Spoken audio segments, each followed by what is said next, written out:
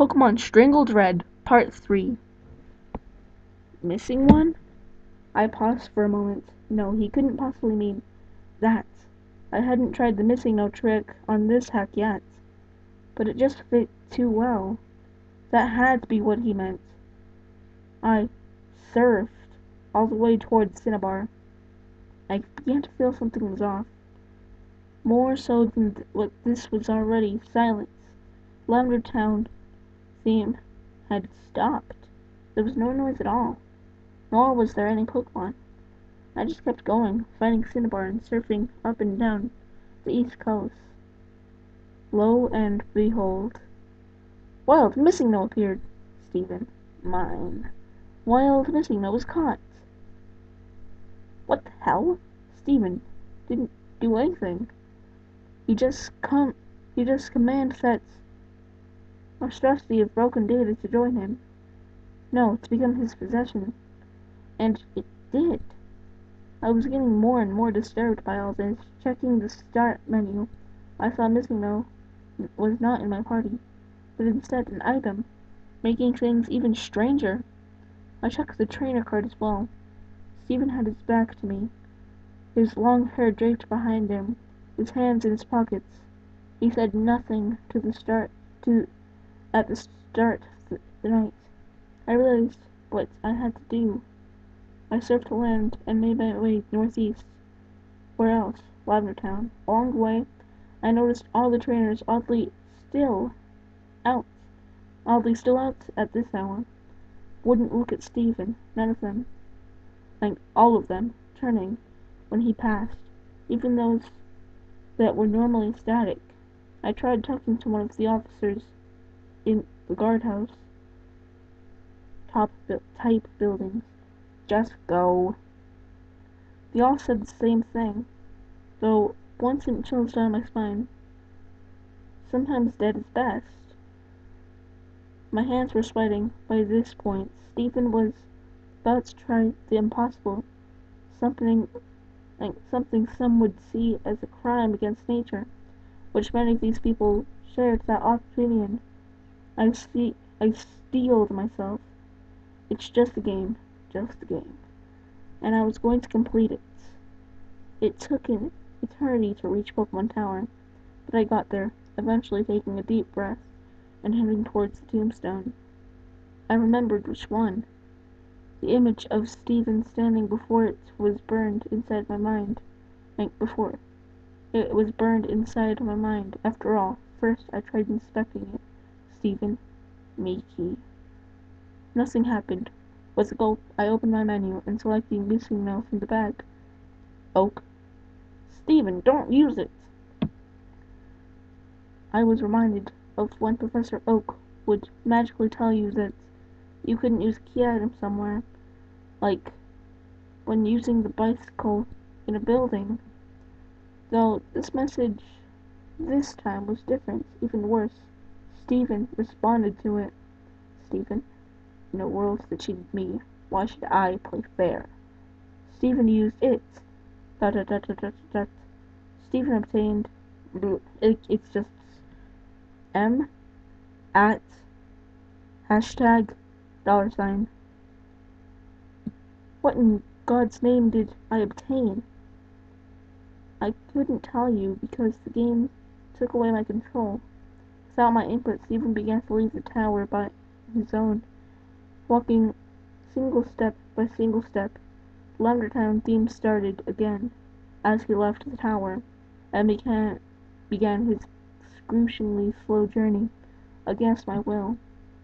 Every time he crossed one of the borders where the music would change, it got progressively slower, more and more disturbing. By the time he reached Cerulean City, it was a demonic rumbling. I just stared, watching him, trying to guess where he was going, but it was getting more and more obvious. He was heading to Pallet Town. The music had all but stopped when he got there, playing single note by single note. He went exactly where I had guessed, right to his own house, inside and upstairs. At this point there was no music. Stephen moved step by step, stopping at his brother's bed turning to face it. At first I thought the game froze, but he he didn't do anything. Simply stood there, and I couldn't move him.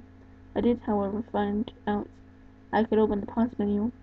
I was terrified to look, but I couldn't stop myself. I selected his trainer card. There was a low growl noise like a distorted Pokemon cry. Steven was looking at me again, directly at the screen. He was hunched over, his bangs obscuring his face. His hair was wild and feathered out between his bangs.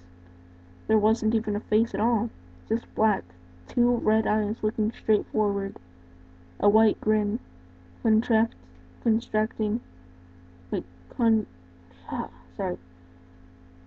contrasted with the darkness that was at all. That wasn't all. His name was now S exclamation point 3V3N. I couldn't look away, my eyes glued to his, not breaking contact for some time. My vision was getting blurry until I couldn't see very well. My face grew wet. I was crying like a baby. There was nothing I could do to hold back the tears. I was with this boy from the start. I built him up to greatness, and was forced to watch his decline after a tragic accident, and now he was this thing, this abomination. I watched him go insane, halting, my tears wiping my eyes. I closed out of the trainer card and tried to save the game, wanting to just quit. The game informed me that was impossible. Nothing can be saved now. The pause menu wouldn't close, no matter what I did. So, with no other option, I checked the bag. Nothing happened. I checked Pokemon, and there was one. A single sprite met me. It had 0 HP and its status DED. Its name M at hashtag $. It's I selected it, and I was greeted with 4 options. Status, it's her. Switch, never. Close, no. Strangle.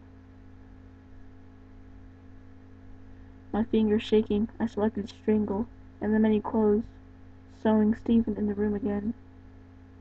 S exclamation point 3v3N.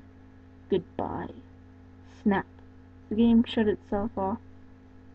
I was more dumbfounded than frightened. In a bit of a shock, I turned it back on, the title screen showing the manic S exclamation point 3v3N.